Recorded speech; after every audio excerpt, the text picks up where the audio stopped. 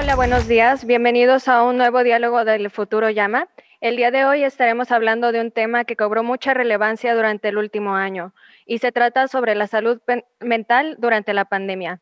El día de hoy tenemos a dos invitados, Rafael González Franco y Alejandra Peña.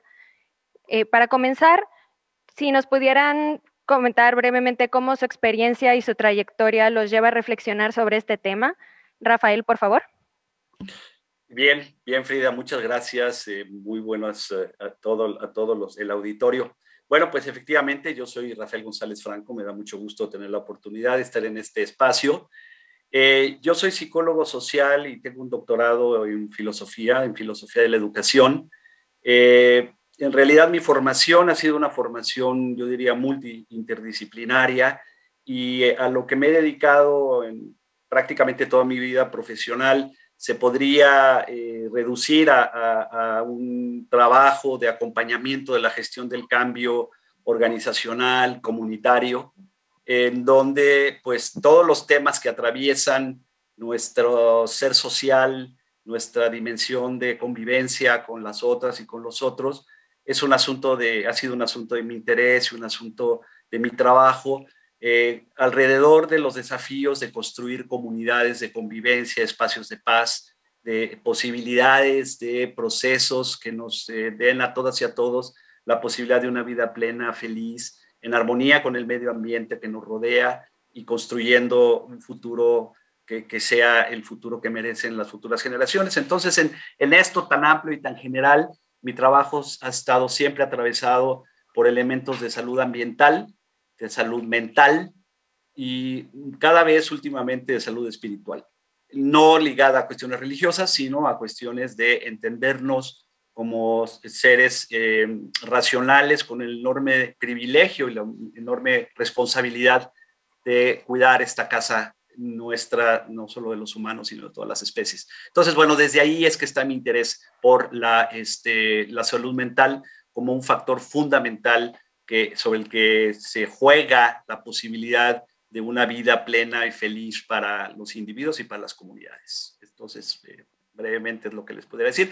Mi trabajo profesional, una parte se da en una asociación civil de la que soy parte, que se llama Cuidarte, Asociación Civil, asociación que se dedica básicamente a 4 programas: educación emocional, educación en sexualidad, prevención de violencia y promoción del buen trato. Estas 4 patas, digamos, de nuestro trabajo, trabajo con niños, con adultos, con mujeres, y cada vez más ahora recientemente el trabajo de masculinidades. Entonces, este soy yo en términos muy, muy generales, papá, casado, feliz, con 2 hijos, y este soy yo. Gracias. Muchas gracias, Rafael. Seguimos contigo, Alejandra. Sí, muchas gracias, Frida. Encantada de estar aquí con todo el auditorio del futuro y muchas gracias por la invitación. Les platico un poquito. Yo soy licenciada en pedagogía y me especialicé en desarrollo social y combate a la pobreza, entre otros temas después que me llevaron a dirigir varias fundaciones. Llevo 20 años especializándome en fundaciones, sobre todo, que han tenido poblaciones que están en condiciones de mucha violencia, de mucha marginación, con esta combinación.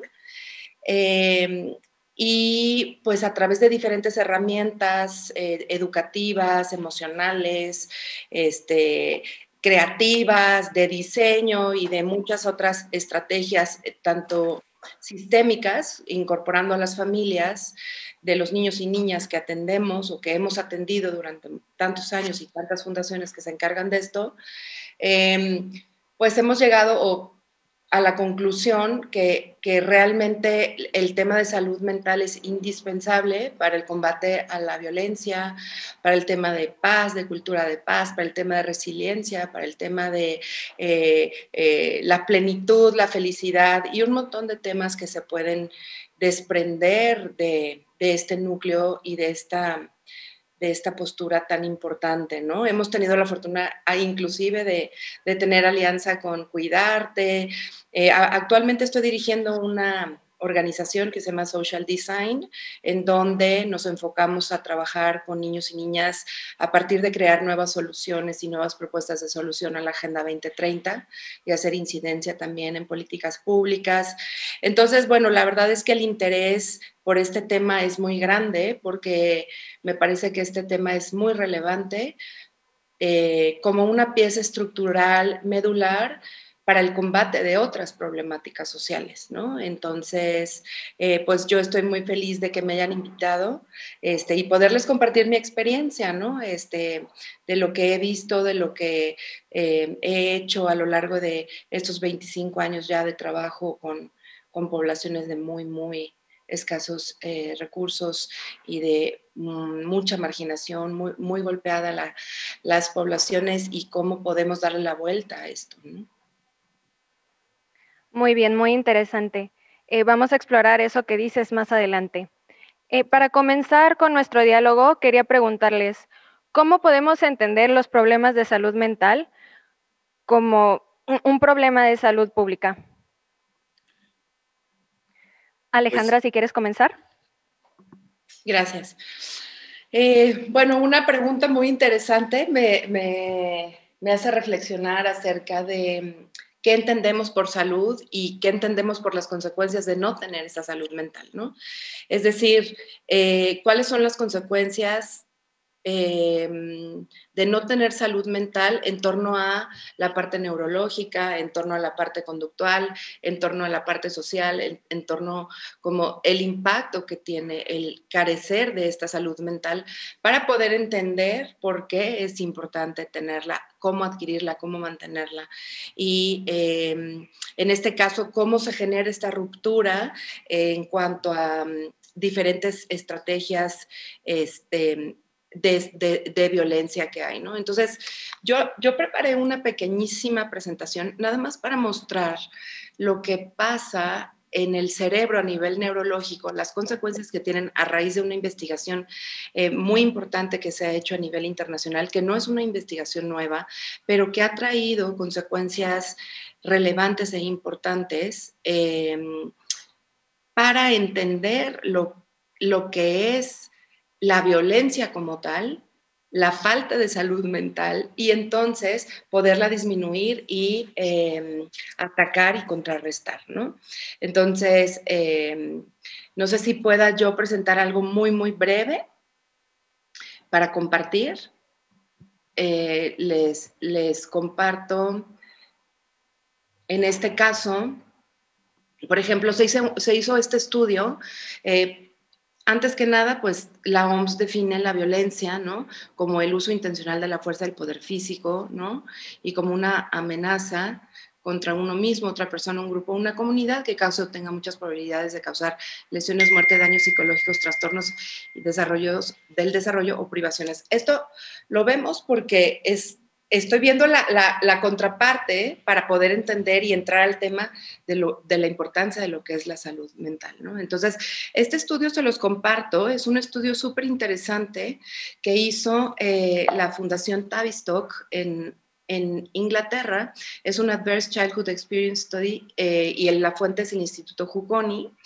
Y les comparto que se han dado, se hizo un estudio con experiencias adversas en cuanto a diferentes tipos de abuso y personas que no han tenido la capacidad o las oportunidades de tener salud mental, ¿sí? Entonces, se hizo este estudio con personas con abuso físico, abuso sexual, abuso emocional, violencia doméstica, negligencia, etcétera, ¿no?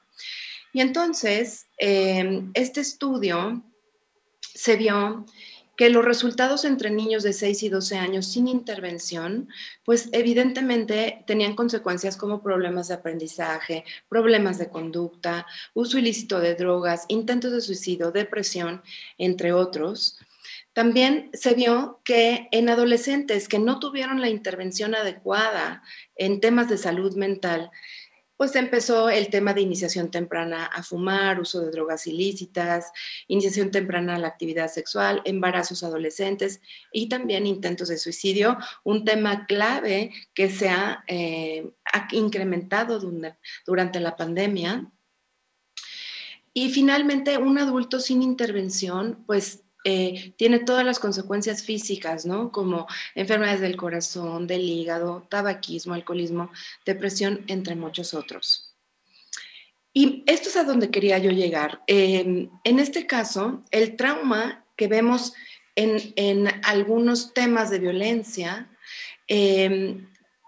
o en el síndrome de estrés postraumático, como se le llama, pues afecta directamente el cerebro. El lado izquierdo es sobre la actividad de un cerebro con una mujer que tiene este trauma o este síndrome de estrés postraumático, y a la derecha es un cerebro normal, ¿no?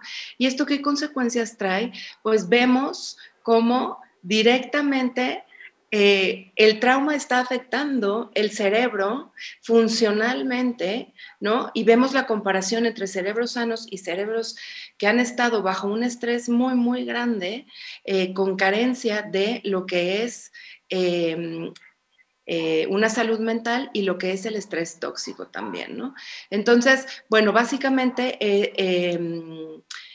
compartirles esto desde mi perspectiva como pedagoga, porque es importante también un desarrollo con una salud emocional adecuada conforme a la infancia, ¿no? Y a una etapa de desarrollo que debería de tener confianza, autonomía, iniciativa, laboriosidad, identidad, esto según las etapas de Erik Erikson. Entonces, dejo de compartir porque lo que quería mostrarles era básicamente la estructura del funcionamiento neurológico para explicar las consecuencias que se tienen y cómo a nivel individual va escalando y se va convirtiendo en un problema social, ¿no? No nada más es un tema individual, es un tema familiar, es un tema que se va escalando a la comunidad y luego se va escalando al Estado. Muchas gracias. Rafael. Sí, bueno, gracias, Ale. Pues yéndome, digamos, a una perspectiva un poquito que más general, por supuesto, en la que lo que nos plantea es fundamental, es que tenemos que entender a la salud mental como parte de la salud integral. Si no podemos hablar de salud mental como algo que no tiene que ver con la salud, ¿no? En 1948, la Organización Mundial de la Salud definió a la salud como un estado de completo bienestar físico, mental y social, y no simplemente la ausencia de enfermedad. Entonces, cuando vemos la cuestión de la salud como una cuestión integral que tiene que contemplar al ser humano en su integridad, pero no solamente en su individualidad, sino también en su contexto, es decir, en las condiciones de su entorno, en la dimensión de su interacción con los demás y con las demás, tendremos entonces a romper una división artificial que se ha dado hasta ahora de separar la salud mental de la salud física. Entonces, en primer lugar, tenemos que entender que la salud, y en eso la dimensión de lo mental, de la conciencia, de la mente, de las emociones, son un factor fundamental y que no se puede separar. Es decir, las emociones las vivimos en nuestro organismo, son nuestros órganos los que resienten. Cuando nos enfermamos, muchas veces lo que estamos viviendo son consecuencias de estados emocionales. Entonces, hasta ahora hemos vivido una separación artificial que ha hecho mucho daño. Entonces, una de las primeras cosas que tenemos que plantear es tenemos que volver a la dimensión integral, holística, a la hora de comprender la salud. En este marco, digamos, ya yéndonos más a los aspectos particulares de lo que es la salud mental, podemos decir que son todos aspectos que tienen que ver con esa interacción en tres dimensiones: la dimensión personal, la dimensión de la interacción con los otros y la relación con el entorno y con la dinámica social y comunitaria. Cuando vemos estas tres dimensiones, entonces sí podemos ver y entender que la salud mental es un conjunto, digamos, de condiciones de posibilidad para una vida plena, para una vida con satisfacción, para una vida con bienestar, que hace del individuo un agente que construye el espacio que habita junto con los demás. Y entenderlo de esta manera entonces nos lleva a ver elementos, por ejemplo, la importancia de las habilidades socioemocionales, la importancia de la capacidad de tolerar la frustración, de atemperar la ira y en general de ser resilientes para poder salir adelante ante las situaciones de adversidad. Entonces, lo contrario, digamos, podríamos decir que las manifestaciones más evidentes de falta de salud mental estarían dadas en estados de ansiedad, de depresión, de ideación suicida, o de gente que no puede interactuar y relacionarse con los demás, pero sobre todo que no puede sentirse bien siendo lo que es y haciendo lo que es. Ahora, ¿Por qué hablamos entonces de un asunto de salud pública? Aquí tenemos entonces que reflexionar también acerca de la terrible y nefasta idea de que lo privado no es público. Gracias al feminismo y a su lucha, queda muy claro que lo privado también es político y que en ese sentido el papel del Estado, no de los gobiernos en turno, sino del Estado en general y por lo tanto los gobiernos en turno, es asegurar las condiciones para que la sociedad tenga la posibilidad de vivir y de desarrollar una salud integral en donde por supuesto, lo mental juega un papel fundamental. Tradicionalmente se vieron los problemas de salud mental en la lógica del extremo, vamos a llamar la famosa locura y la necesidad de ser encerrada, de ser marginada, de ser aislada, sin entender que el loco no es más que la manifestación y el emergente en el que se expresa un problema de enfermedad social y comunitaria o incluso familiar. Entonces tenemos primero una vieja tradición de encierro, de marginación o por otro lado de romantización del loquito del pueblo, ¿no? Todos estos elementos han llevado el manicomio a tener una falsa idea de lo que son los problemas mentales, expresados en una frase que escuchamos cuando se le invita a la gente a ir a terapia para resolver problemas de ansiedad, de depresión. O sea, yo no tengo que ir al psicólogo porque no estoy loco. Hay un problema de estigmatización y de no comprender la dinámica. Entonces, aquí el Estado tiene, por supuesto, y creo que ya no tengo demasiado tiempo, me gustaría extenderme para dar algunos ejemplos de qué le corresponde al Estado frente a un hecho que uno de los más importantes y que tiene que ver con el COVID, con respecto a la forma en que quien cuida a los enfermos en general, y particularmente también de quien cuida a aquellas personas que tienen un estado de no salud mental, enfermedades mentales, etcétera, quien se hace cargo y quien cuida en el ámbito doméstico a estas personas está subsidiando al Estado porque está realizando una labor no reconocida y no pagada que le reditúa bienestar a la comunidad en conjunto. Entonces, el Estado tiene mucho que hacer. Es un asunto de salud pública, la salud mental, que tiene que ser atendida en la dimensión y en la necesidad que hay, sobre todo porque, quiero poner un ejemplo antes de irme al COVID. Por ejemplo, haber cerrado los parques durante la pandemia es una de las muestras más claras de la falta de visión y de entendimiento de la necesidad de los espacios de salud mental, incluso para generar un sistema inmunológico que pueda enfrentar exitosamente una amenaza como el COVID.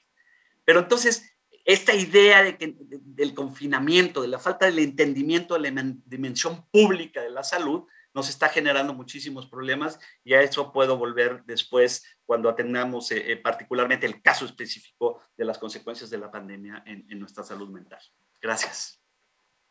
Muchas gracias, Rafael y Alejandra. Las reflexiones de ambos son muy interesantes, sobre todo para esta siguiente pregunta, y que es siguiendo la línea de lo que nos estabas comentando, Rafael. ¿Cómo podría el Estado hacerse responsable de los problemas de salud mental para garantizar el bienestar integral de la población y su derecho a una vida digna, sobre todo en el contexto de la pandemia y también en el clima de violencia que se vive en el país? Seguimos contigo, Rafael, para que continúes la idea. Ok, bueno, pues si entendemos que es responsabilidad del Estado atender todos los asuntos que son, digamos, que correspondan a los bienes públicos, y cuando hablamos ya, creo, hay mucho que decir, pero cuando entendemos los bienes públicos, estamos involucrando también la dimensión, es decir, privada, y no porque el Estado tenga que intervenir, incidir o invadir el espacio privado, sino porque en el espacio privado se manifiestan problemas que son públicos, como es la violencia, por ejemplo, la violencia contra las mujeres, la violencia contra los enfermos. Durante mucho tiempo se decía, no, pues es su casa, no podemos intervenir, ahí no pasa nada, es decir, no es un lugar donde puede incidir. Incluso ahora se llega al extremo de negar la idea de la educación en sexualidad a los niños como una situación fundamental en términos de salud y salud mental, como decir es que el Estado y el gobierno no tienen por qué meterse en el ámbito doméstico. Ahí aguas porque estamos diciendo algo muy, muy peligroso. Por supuesto, no se trata de que el Estado decida, ni intervenga, ni incida, ni invada el espacio doméstico y la intimidad doméstica, pero sí que asuma la importancia de que nuestra vida transcurre durante gran parte del tiempo en el ámbito doméstico. Y el COVID lo que hizo fue que generalizó este espacio y que de pronto el espacio doméstico se convirtió en el espacio completo de vida. Entonces ahí el desafío, digamos, es cómo hacerle para que, en el caso específico, por ejemplo, del COVID, donde tenemos la combinación de dos elementos muy perniciosos. Por un lado, el aislamiento como tal, la dificultad de la pérdida del contacto con otros universos y otros ambientes de nuestro universo afectivo y de nuestro universo de relaciones. Por ejemplo, para los niños, la pérdida del espacio del recreo, simplemente. O sea, el problema no deja tú si era ir o no a la escuela, el recreo solito como tal. Es una de las grandes pérdidas que han tenido los niños durante el confinamiento y es el haberles sustraído de ese espacio de socialización, de convivencia, de juego, de trabajo, que el juego es el trabajo de los niños. Cuando esto se pierde y se sustrae de la vida de los niños, o la gente que deja de poder visitar, de ir a espacios de actividades al aire libre, se empieza a dar un proceso de tensión, aislamiento, esta interacción en espacios pequeños donde además una o dos computadoras tienen que ser compartidas por los papás para su trabajo y luego los niños atender la clase. En fin, se convierte en una situación de muchísima tensión y mucho estrés. Además, sumando a la pérdida de los contactos y de los vínculos afectivos y de socialización que se tienen en el mundo hacia afuera.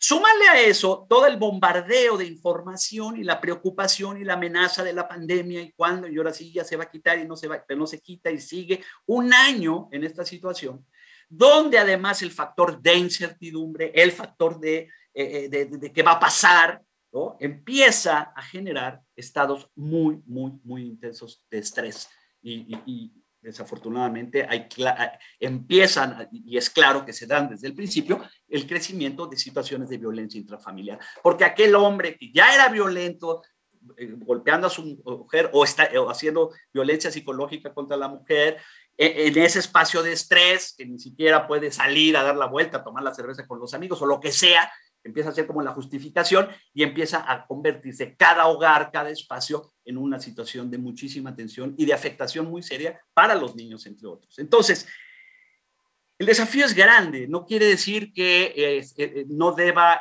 seguirse los principios de confinamiento y otras cosas para el control de la pandemia. El problema es cómo se hace. Yo les decía, el ejemplo, por ejemplo, de haber cerrado los parques es, desde mi punto de vista, una de las medidas más irracionales, porque se pudo precisamente aprovechar la existencia de los parques para generar dispositivos en donde las familias pudieran congregarse y se pudieran realizar actividades que sin que hubiera un contacto físico y manteniendo la sana distancia, permitiera no solamente el movimiento físico, sino la dimensión lúdica, la dimensión del juego, la dimensión creativa. Eso hubiera sido una inversión muy, muy importante, asegurando, por cierto, todos los protocolos para evitar el contagio. Pero al Estado y al gobierno, a ningún gobierno se le ocurrió. Su principal solución fue cierren parques, que no haya convivencias. Y sin embargo, vimos fotos del Mercado del Mar y otros lados donde la gente no respetaba eso. Y con eso los gobiernos se lavaron las manos sin entender que la salud mental es un asunto de interés público y que había medidas que se pudieron haber tomado ayudando a generar, a contrarrestar el aislamiento y a desarrollar espacios de mayor desarrollo. Pero fíjense, esto obedece a una lógica que no es nueva.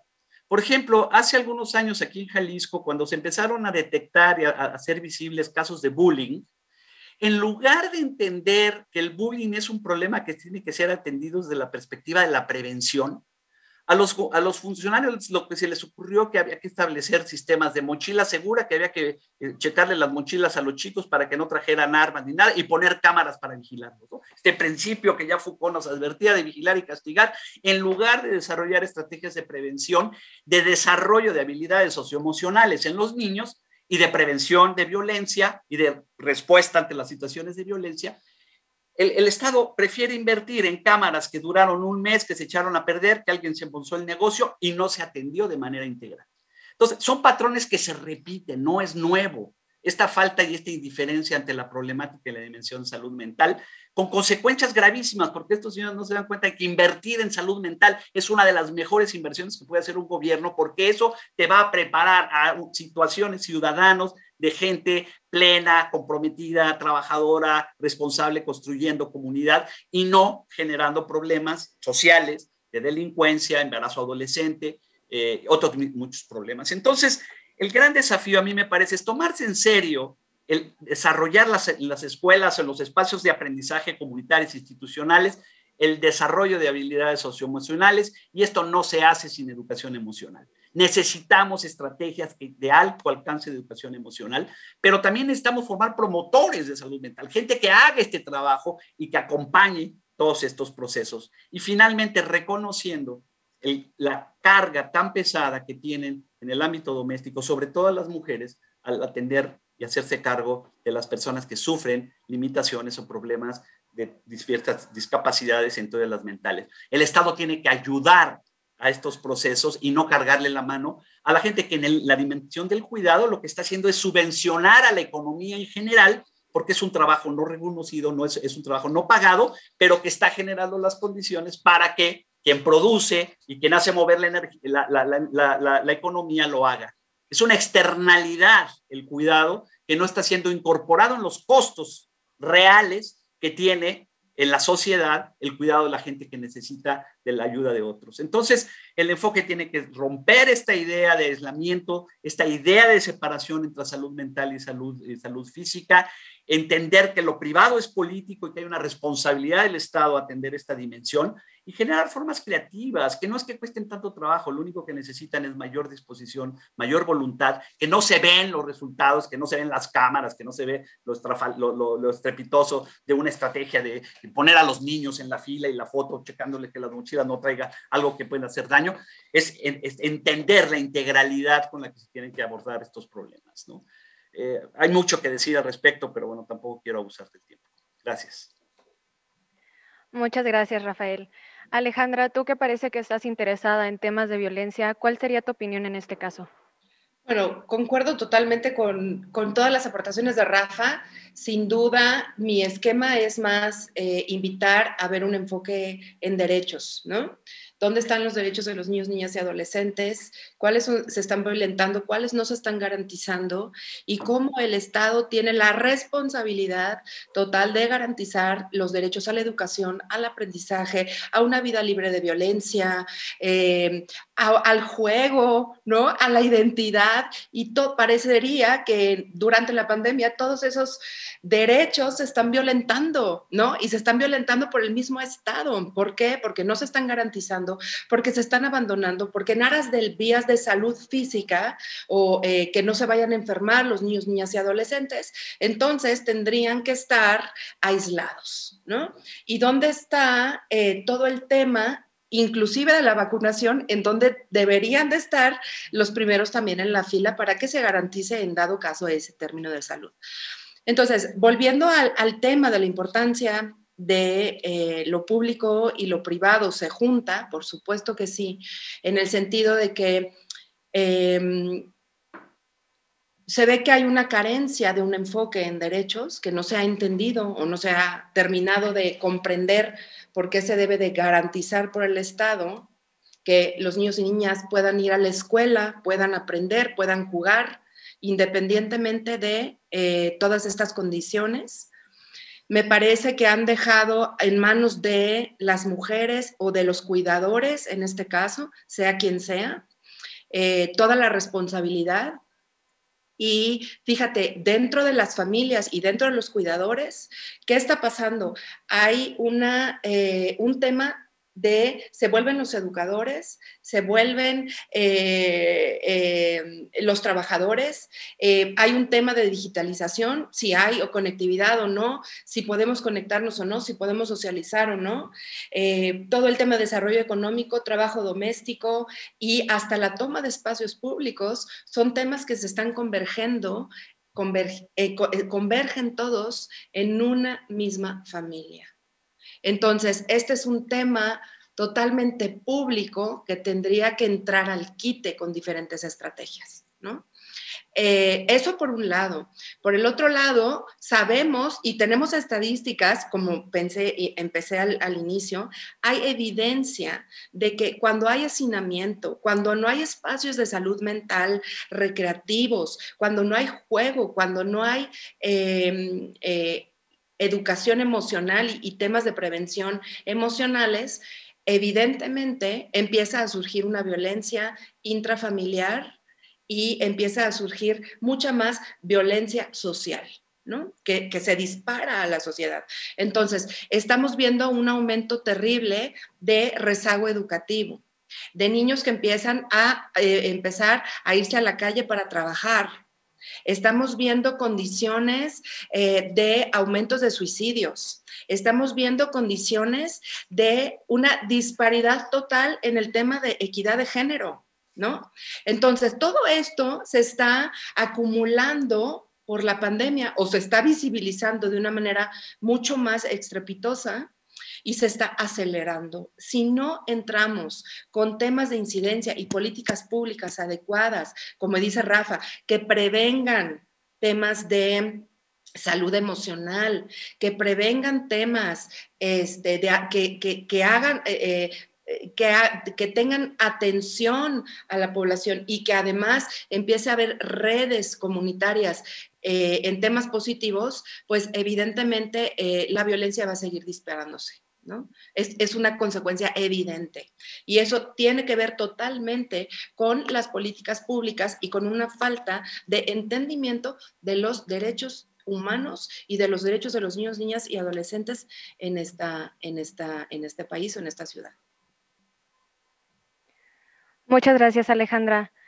Bueno, para concluir, me gustaría que dieran algunas conclusiones a modo de recomendación de qué es lo que tiene que pasar, cuáles son las medidas que se tienen que tomar de ahora en adelante, ya que parece que la pandemia va a seguir, estas medidas de confinamiento, todavía no sabemos cómo las van a levantar, y pues cuáles son los retos que este problema de salud mental detonado durante la pandemia presenta para el sistema de salud. Alejandra, si quieres comenzar. Yo diría que hay muchas recomendaciones o varias recomendaciones importantes que me gustaría tocar, ¿no? En primer lugar, para niños, niños y jóvenes, programas y propuestos con jóvenes y escuelas, ¿no? Es decir, programas que toquen educación emocional, aunque sea vía en línea, tendría que detonarse todo el tema de digitalización, ¿no? Aprendizajes basados en proyectos en cuanto a seguridad y paz, implementación de proyectos comunitarios desde la misma participación infantil y adolescente, crear espacios de participación comunitaria, ¿no? Fomentar espacios de participación comunitaria me parece, pues, evidentemente clave. Y en el tema de los cuidadores y las familias, me parecería importantísimo implementar programas de desarrollo en habilidades parentales con competencias desde los derechos de la infancia, comunicación, nutrición, salud, educación, participación, protección, seguridad, identidad, familia, juego, liderazgo, proactividad transversal, programas de educación emocional. Hay muchísimo que hacer en temas de educación, en temas de prevención, en temas de atención. Como dice Rafa, no podemos seguir invirtiendo nada más en infraestructura para que se vea el edificio, que ya hice algo. Tenemos que invertir en la gente, tenemos que poner a la gente, a los niños y niñas al centro del desarrollo y tenemos que entender que es responsabilidad del Estado garantizar sus derechos. Y vuelvo al tema, pues evidentemente meter programas de cuidado para los cuidadores. Creo que sería muy asertivo meter programas de apoyo a los cuidadores y ya sea programas de educación, programas de salud mental, programas de educación emocional y atención emocional y programas de apoyo muy concretos para todos los cuidadores y para garantizar sobre todo que los niños y niñas estén aprendiendo, independientemente de en dónde se encuentren, en qué espacio se encuentren. El Estado tendría que garantizar este aprendizaje. Muchas gracias, Alejandra. Rafael. Sí, pues suscribo todo lo que dice Alejandra. Además, bueno, sí, Qué bueno que ella puso el acento en la perspectiva de los derechos. Yo no lo mencioné, pero gracias, Ale, porque fundamentalmente este entendimiento, digamos, del papel del Estado en esta cuestión de la salud, en general de la salud mental, tiene que ver, en primer lugar, como ser el garante de los derechos, de los derechos humanos y particularmente de los derechos de los niños, niñas y adolescentes en estos contextos. Y en ese sentido, pues suscribo, ¿no? O sea, yo creo que tiene que haber estrategias muy claras que apunten a los distintos núcleos de población de una manera mucho más precisa, ¿no? Es decir, creo que estos dos ámbitos, estos dos niveles, lo que son niños y niñas, es como una cuestión, y son niños y niñas desde primera infancia, que además también eso a veces se olvida, el problema, la situación y la importancia de los niños pequeñitos, ¿no? Parecería que están fuera del radar y a veces se piensa en la infancia, en los niños de primaria, pero no, antes, en la primera infancia también hay que hacer una labor de trabajo quirúrgico en este sentido de acompañamiento en el desarrollo de habilidades socioemocionales, que es fundamental. Y la cuestión de los cuidadores y las cuidadoras, ¿no? Estos dos ámbitos. Pero bueno, si me extiendo también a la población de ancianos, que es otra de la población, no lo hemos mencionado, que ha sido uno de los más golpeados también, casos, digamos, de la exigencia del aislamiento de ancianos, pues que no se han muerto de COVID, pero se murieron de tristeza, ¿no? De soledad, de falta de cuidado y de atención. Entonces, la perspectiva tiene que ser no renunciar a los protocolos que se recomiendan a nivel internacional para evitar que la pandemia continúe. O sea, esto de ninguna manera se debe bajarse la guardia. Lo que debe hacerse es precisamente en una perspectiva de derechos y entendiendo un poquito más en qué está pasando alrededor de estos temas. A mí me parece que sí es importante generar estrategias, por ejemplo, alrededor de lo que yo les decía, de hacer de los parques espacios abiertos, o por cierto, controlados, pero abiertos y con actividades conducidas a garantizar, digamos, a suplir un poquito lo que en la escuela no se está pudiendo dar porque las recomendaciones o lo que sea, pero que para que todos los niveles de población tengamos espacios para ejercitarnos, para interactuar, para divertirnos, para reírnos, para gozar. A mí me parece que ese es un primer elemento. El otro es que se necesita formar promotores y promotoras de salud mental. Queremos hacer las cosas por arte de magia y no sabemos y no se reconoce que el Estado tiene que invertir en capacitar y generar profesionales en estas materias. Se tiene que generar programas integrales muy bien diseñados de gente que sea capaz de trabajar la parte de educación emocional, de prevención de violencia, dando herramientas prácticas. Hay formas, Cuidarte ha mostrado cómo los recursos didácticos y de juego ayudan muchísimo en esto, pero hay que invertir un poco y esforzarse y capacitar. Y el otro elemento que a mí me preocupa muchísimo tiene que ver con los medios masivos de comunicación y con todas las herramientas que ahora hay a través del Internet. Yo estoy impresionado la de basura que invade y que se ha generado a través de distintos dispositivos y plataformas como TikTok. Vemos videos, vemos memes.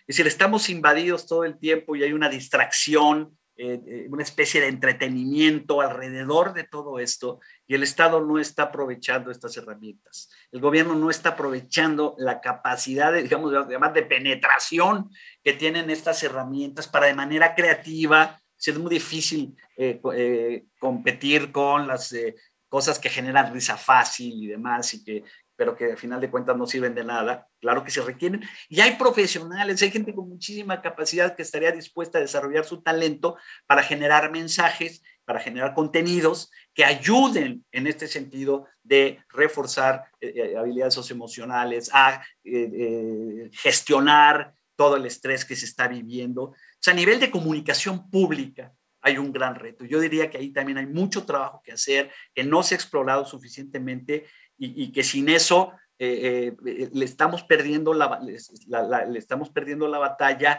a generadores de contenido frívolo, superficial, incluso que cada vez están promoviendo más el consumo, que es otro de los grandes problemas. Es decir, ante los vacíos generados por todas estas situaciones, la gente está comprando y a veces endrogándose como una manera y una avidez de llenar huecos que no se llenan con cosas, que no se llenan de esa manera, si solamente se llenan con una vida plena, amorosa, compartida, donde se puede uno sentir realizado como ser humano. Entonces, el trabajo es muy grande, es muy serio, y recapitulando, yo diría, a partir del entendimiento de esta dimensión de los derechos, de entender que es asunto del Estado lo que sucede en los ámbitos también privados, cuando lo que se juega es la salud mental y la posibilidad de una vida plena y socialmente viable para todos, y capacitación, formación de agentes, de agentes comunitarios, de gestores del cambio en comunidades, llámese escuela, llámese barrio, y el aprovechamiento de los recursos de comunicación masiva para generar y ayudar y acompañar estos procesos. Hay mucho más que decir, Rafael, pero así lo sintetizaría, sí. Gracias. Y yo en conclusión, lo que sugerimos es garantizar espacios de esparcimiento tanto para niños, para adultos, para ancianos, que se puedan hacer con seguridad para evitar contagios, pero que no se remita solamente al encierro. También... no solo esparcimiento, habría que, el concepto es más amplio, ¿no? Exacto. Nada más. Sí, claro. Esparcimiento, recreación, convivencia, interacción social, que es lo que ha hecho falta durante este último año. Y sí, concuerdo con lo que han mencionado, se pueden realizar en espacios que no implican mayor riesgo que otros ámbitos que se han estado abriendo, ¿no? También garantizar un sistema de cuidados, un sistema integral de cuidados que proteja tanto a cuidadores como a las personas que reciben cuidados. Esto es imperante también no solamente para problemas de salud mental, sino para otros problemas de salud. Y los cuidadores, como sabemos, llevan una gran carga emocional, psicológica con el cuidado. Y por último, sería garantizar un clima libre de violencia, una vida libre de violencia, que se empiece desde los niños a garantizar a enseñar este ambiente de paz, que nos permita desarrollarnos ampliamente como personas. Sí, este último punto, Frida, lo voy a ejemplificar un poquito más para que quede claro. Todo es bajo una perspectiva de derechos, ¿no? Es decir, ¿qué derechos son los que tendría el Estado que garantizar, o las políticas que tendrían que garantizar, ¿no? Entonces, en este caso, para garantizar el derecho al aprendizaje o a la educación, tendrían que crear espacios públicos en donde, como dice Rafa, no renunciar a los protocolos de salud, pero buscar otras opciones para garantizar estos derechos, ¿no? Para garantizar que los niños y niñas puedan estar aprendiendo, para garantizar que puedan estar jugando, entonces, bajo esta perspectiva y bajo esta lógica, pues me parece que serían muy no fáciles, pero mucho más concretas las soluciones de acción. Y, por ejemplo, los jóvenes, ¿no? Es algo que me gustaría tocar también. Tienen una fuerza impresionante y están totalmente desperdiciados viendo y haciendo videos de TikTok, ¿no? Y viendo cómo van a generar, y están consumiendo puro contenido basura. ¿Por qué no metemos un programa? Alejandra, perdón por interrumpirte, lo que pasa es que ya se nos está acabando el tiempo. Ok. Bueno, para concluir, tenemos que recapacitar en todos estos temas que se mencionaron durante la charla, y les hacemos la invitación para seguir los diálogos del Futuro Llama que se van a estar haciendo durante estas 2 semanas. Muchas gracias. Claro que sí, gracias. Gracias a ustedes.